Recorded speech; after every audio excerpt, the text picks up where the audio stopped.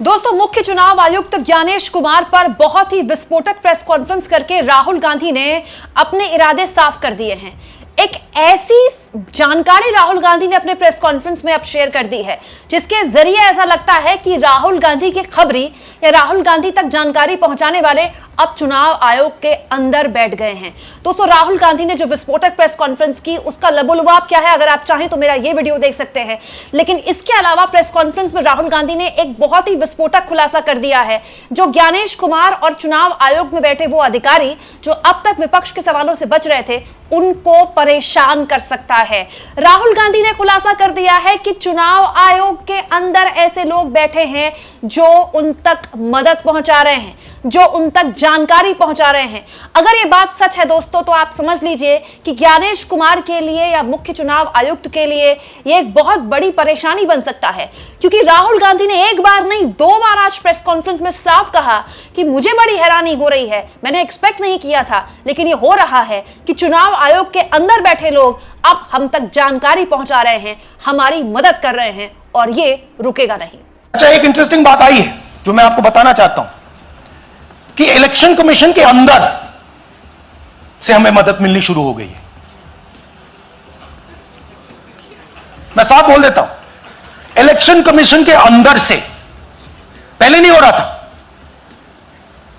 अब election commission के अंदर से इंफॉर्मेशन आ रही है, यह रुकेगा नहीं। दोस्तों, ये जानकारी अपने आप में बहुत ही सनसनीखेज थी। जाहिर तौर पर राहुल गांधी की इस प्रेस कॉन्फ्रेंस को ज्ञानेश कुमार और उनके सहयोगी बैठकर अपने दफ्तर में जरूर सुन रहे होंगे, और ये जैसे ही जानकारी राहुल गांधी ने दी है, अब आप समझ लीजिए कि चुनाव आयोग के अंदर वो तमाम अधिकारी जो अब तक विपक्ष के सवालों से बचने की कोशिश कर रहे थे, टालमटोल वाला रवैया अख्तियार कर रहे थे, सब एक दूसरे को अब शक की निगाहों से देखेंगे, क्योंकि राहुल गांधी ने ये तो बता दिया कि उन तक जानकारी आ रही है चुनाव आयोग से, कोई है जो उन तक राहुल गांधी को चुनाव आयोग की सारी अंदर की खबरें दे रहा है, लेकिन ये नहीं बताया कौन है। राहुल गांधी की होशियारी देखिए कि उन्होंने चुनाव आयोग के अंदर वो लोग जो अब तक विपक्ष के सवालों से बचने के हिमायती थे उनके अंदर एक फूट डाल दी है। अब सब एक दूसरे पर शक करेंगे, क्या ये वो है, क्या ये वो है, क्या ये वो है। ये मुझे लगता है बहुत ही होशियारी वाला कदम है।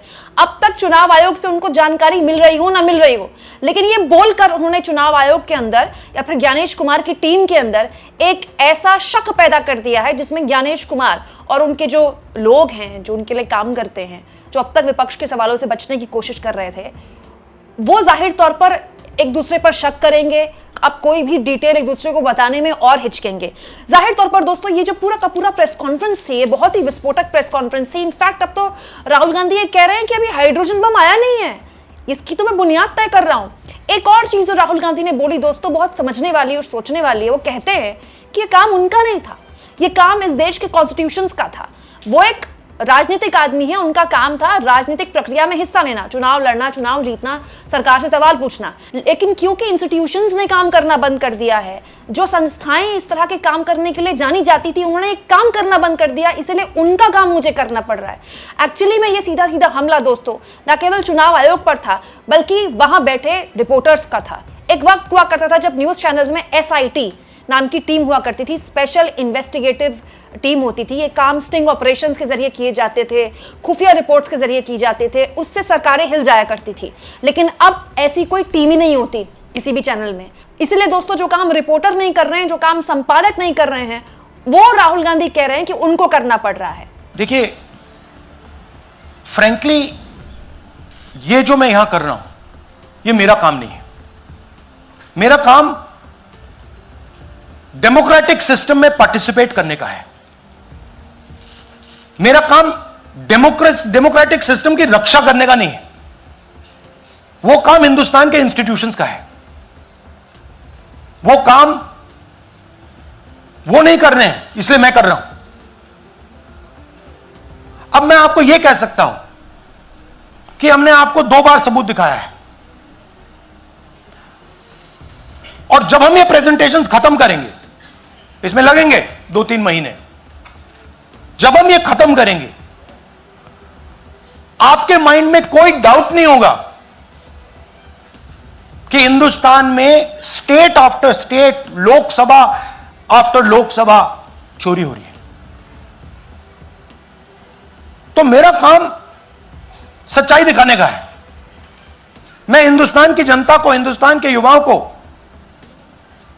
सच्चाई दिखा सकता हूं। यह मेरा काम है। उनकी जो इंटरेस्ट है, क्योंकि ये जो कॉन्स्टिट्यूशन है, ये हिंदुस्तान की जनता का रखवाला है, प्रोटेक्टर है, और मैं इसकी प्रोटेक्शन कर रहा हूं।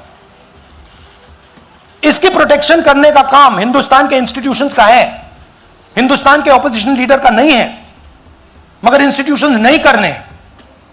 अच्छा, एक इंटरेस्टिंग बात आई है जो मैं आपको बताना चाहता हूं कि इलेक्शन कमीशन के अंदर से हमें मदद मिलनी शुरू हो गई है। मैं साफ बोल देता हूं, इलेक्शन कमीशन के अंदर से, पहले नहीं हो रहा था, अब इलेक्शन कमीशन के अंदर से इंफॉर्मेशन आ रही है। यह रुकेगा नहीं, यह रुक नहीं सकता है, क्योंकि हिंदुस्तान की जनता इस बात को एक्सेप्ट नहीं करेगी। एक बार हिंदुस्तान की जनता को, हिंदुस्तान के युवाओं को पता लग गया कि वोट चोरी हो रही है, उनकी शक्ति लग जाएगी। दोस्तों, राहुल गांधी ने जो प्रेस कॉन्फ्रेंस की, उसमें उन्होंने साफ बकायदा न केवल सबूत रख दिया, उन महिला को अपनी वीडियो में ऐड किया जो कह रही हैं, उन महिला का नाम भी उन्होंने बताया, गोदाबाई, बकायदा उनका वीडियो चलाया, और वो वीडियो में बता रही हैं कि उन्होंने तो कभी एप्लीकेशन दिया ही नहीं कि उनका नाम जो है वो वोटर लिस्ट से डिलीट कर दिया जाए। लेकिन उससे बड़ा खुलासा जो राहुल गांधी ने कर दिया वो ये है कि दरअसल ये मैन्युअली हो ही नहीं रहा, सारा काम सॉफ्टवेयर से हो रहा है। रात को 4 बजे अचानक से कोई उठता है और 30 सेकंड में 2 वोट डिलीट कर देता है। राहुल गांधी ने जो बात बोली बहुत प्रैक्टिकल है। वोट डिलीट करने का जो फॉर्म है, जब आप भरकर देखेंगे तो आपको पता चलेगा उसमें आपको कितना टाइम लगेगा। लेकिन ये कौन है जो रात को 4 बजे उठता है, 2 वोट डिलीट करता है, फॉर्म भरता है और सो जाता है? इनफैक्ट जिस नंबर से वोट डिलीट हुए दोस्तों, सूर्यकांत नाम के शख्स को राहुल गांधी ने प्रेस कॉन्फ्रेंस में खड़ा किया। इस आदमी के नंबर, सूर्यकांत नाम के जो शख्स हैं, इनके नंबर से दोस्तों 12 वोट डिलीट हुए हैं 14 मिनट के अंदर, और वो खड़े होकर कह रहे हैं हमको पता ही नहीं है कि हमारे नंबर से कभी वोट डिलीट हो गए। मतलब कितनी सफाई से ये सब कुछ हो रहा है। राहुल ने साफ कहा कि ये मैन्युअली हो ही नहीं रहा, इसके लिए बकायदा सिस्टम तैयार किया जा रहा है सेंट्रलाइज तरीके से। कर्नाटक के जिस विधानसभा सीट का उन्होंने जिक्र किया, उनके हिसाब से ये जो नंबर्स हैं जो देश के दूसरे हिस्सों से इस्तेमाल किए जा रहे हैं, ये उसके जरिए हो रहा है। यहां पर साफ तौर पर राहुल गांधी ने यह भी कहा दोस्तों कि इतना सेंट्रलाइज्ड है कि बकायदा कॉल सेंटर टाइप कोई सेटअप है जिसके जरिए दिन रात सुबह शाम लोग यही करते रहते हैं। मतलब आप सोचिए कि कैसा सॉफ्टवेयर है दोस्तों कि आपको पता भी नहीं चलेगा, आपके नंबर का इस्तेमाल करके किसी दूसरे के वोट डिलीट हो जाएंगे और आपको पता ही नहीं, आप सोए हुए सुबह 4 बजे आपके नंबर से वोट डिलीट हो गए। मतलब क्या आपके नंबरों में किसी सॉफ्टवेयर की घुसपैठ हो गई है? आपके नंबर का ऐसा बेजा इस्तेमाल कैसे हो सकता है? ये तो बहुत ही खतरनाक है। इनफैक्ट राहुल ने यह भी कह दिया कि ये आज से नहीं हो रहा है, ये 10 साल से हो रहा है। अब क्योंकि हमने चोरी पकड़ ली है तो हमारे पास इसके सबूत है। आप राहुल गांधी के इस खुलासे को किस तरह से लेते हैं दोस्तों? क्या अब भी ज्ञानेश कुमार माताओं बहनों वाले अपने बयानों पर टिके रहेंगे, या अब ज्ञानेश कुमार को सामने आना पड़ेगा? क्योंकि राहुल ने साफ कर दिया कि अब भी अगर ज्ञानेश कुमार सीआईडी को साफ तौर पर इस पूरे मामले में सीआईडी जांच कर रही है और सीआईडी को पूरा मदद नहीं करते हैं, तो हम मान लेंगे कि जो लोकतंत्र के हत्यारे हैं ज्ञानेश कुमार उनकी मदद कर रहे हैं। कमेंट बॉक्स में जरूर लिखें और जितना हो सके दोस्तों चैनल को शेयर भी करें और सब्सक्राइब भी।